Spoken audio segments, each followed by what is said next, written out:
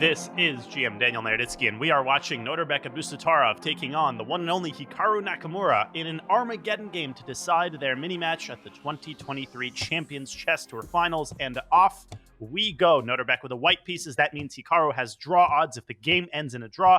Then Hikaru takes the match in a Kalashnikov, an opening that Hikaru has essayed quite a bit recently in over-the-board chess. Nodirbek dropping his knight back to e2, and around it goes to g3 as both sides blitzing out their moves, and Hikaru striking at the center with d7, d5. Nodirbek captures, and look at Hikaru carefully maneuvering around that pawn. Knight takes d5, would have walked into a classic tactic with a capture on h7, picking off Black's queen, but Hikaru, he jumps to b4 first. That pawn on d5 is surrounded on all sides, and now Hikaru captures it with his f6 knight. The other knight is pressuring Nodirbek's bishop on d3, the center opening up. More trades happening. Knight takes d5, queen takes d5, and now bishop takes h7 check. Not possible because the queen is protected by the knight on b4, and Nodirbek gets out of dodge. He offers a queen trade. Hikaru says, yes, sir, I'm down for a queen trade. Now Nodirbek controls the d file. That's the only open file on the board, but Hikaru's going to try to contest it by putting a rook of his own on d8. Nodirbek chases away Black's knight with c3. He could have captured the pawn on b7, but with his lack of queenside development, Hikaru would have put a rook on d8 and developed a big initiative down the middle of the board. And now the knight drops back to c6, and finally Nodirbek takes a bit of a think before pushing b4 and expanding on the queen side and trying to chase Hikaru's pieces out of their active posts. Where is Hikaru going to bring that bishop back? Bishop b6, bishop e7, also possible. The bishop remains on the a7 g1 diagonal, and will Nodirbek continue his queenside expansion with a4? No, he's going to offer another exchange of minor pieces. And what Nodirbek is saying is, yeah, my pawn structure on the king side is a little bit flimsy, but look at that bishop on e4. It's so nicely centralized. It's x-raying the pawn on b7. But if he pushes b5 prematurely, then Hikaru's knight will entrench itself on the a5 square, and the b7 pawn will remain safe. Instead, knight f5 leads to another exchange of minor pieces, and what a fascinating endgame we have here. Bishop versus knight, and two rooks apiece for both sides. Which minor piece is better? Nodirbek trading more pieces. Now remember, he has to win this game, so he's not playing for a draw. He is essentially saying that his bishop in a wide open board is going to be stronger than the knight. Let's see if his strategy is going to be borne out as Hikaru brings his rook to d8. Now bishop takes knight is unthinkable. That would lead to way too symmetrical of an endgame, and rook d1. Nodirbek prepares to drop his bishop back and offer an exchange of the final pair of rooks. We're likely to get a classic bishop versus knight endgame. First, Nodirbek brings his king up to f2.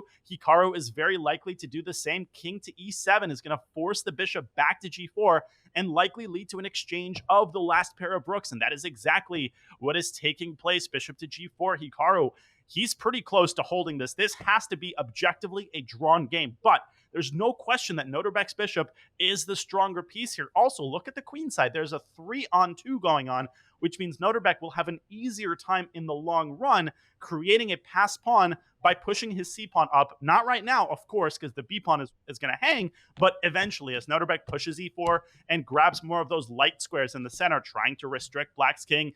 As Hikaru centralizes his king, king d6, the bishop moves up to position, bishop b3, hitting that f pawn, which moves up to f6. Hikaru trying to keep most of his pawns on the king side on dark squares so that they're going to be unassailable to the white bishop, as Nodirbek builds up that little pawn triangle a3, reinforcing the b4 pawn.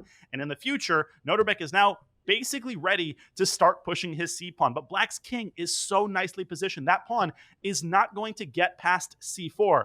And Nodirbek, he starts by grabbing some space on the king side. Hikaru has to be very careful. Where is he going to position his king side pawns? If he pushes h5, then that pawn is going to be very vulnerable to a white bishop attack from f7 or d1. Instead, g7, g6 by Hikaru, and now he pushes f5, an expansion of his own. Hikaru says, wait a second, I can also create a passed pawn in the center. Nodirbek brings his king up to f3, trading on his own terms. A little hesitation there from Nakamura. He does decide to trade on e4, and the knight jumps into f5, hitting Nodirbek's pawn on g3, forcing the white king back. And Black is the first to create a passed pawn. That e5 pawn has no neighbors. It can rumble down to promotion.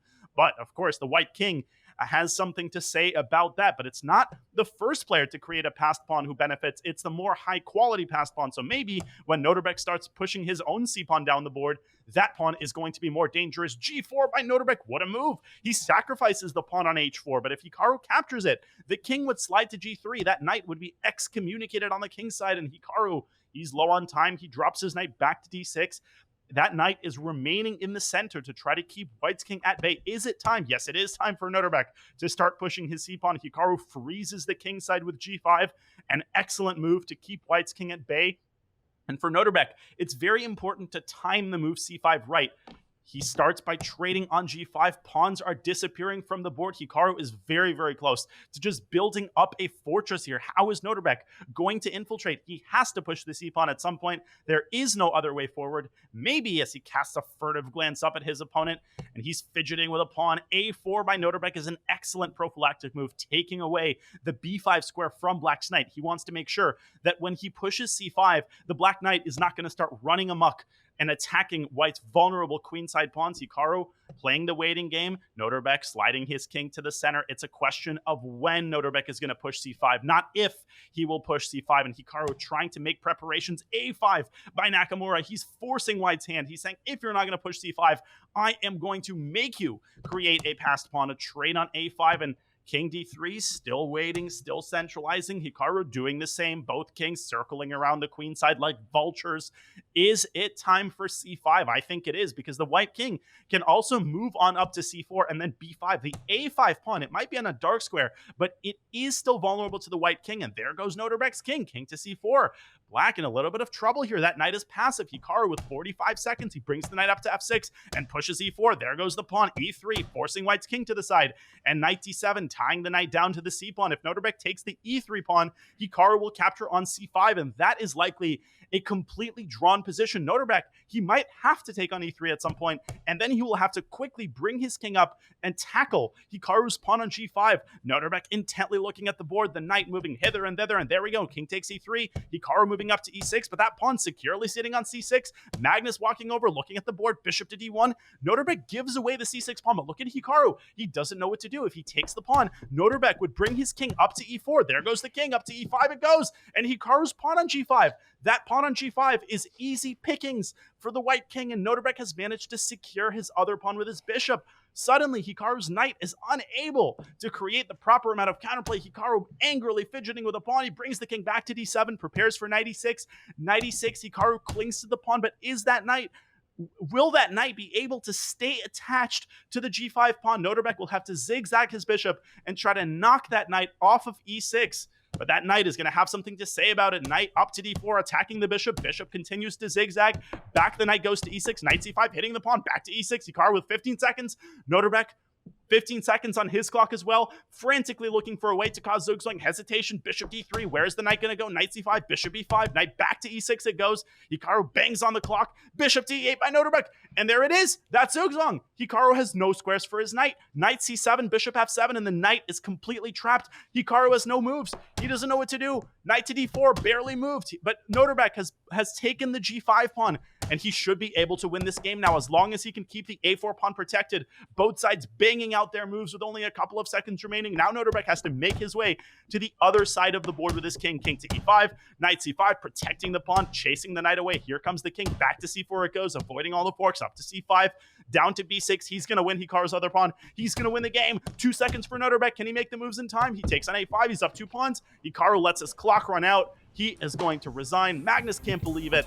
What an endgame display by the youngster from Uzbekistan. Nodirbek defeats Hikaru in the Armageddon. Thank you so much for watching.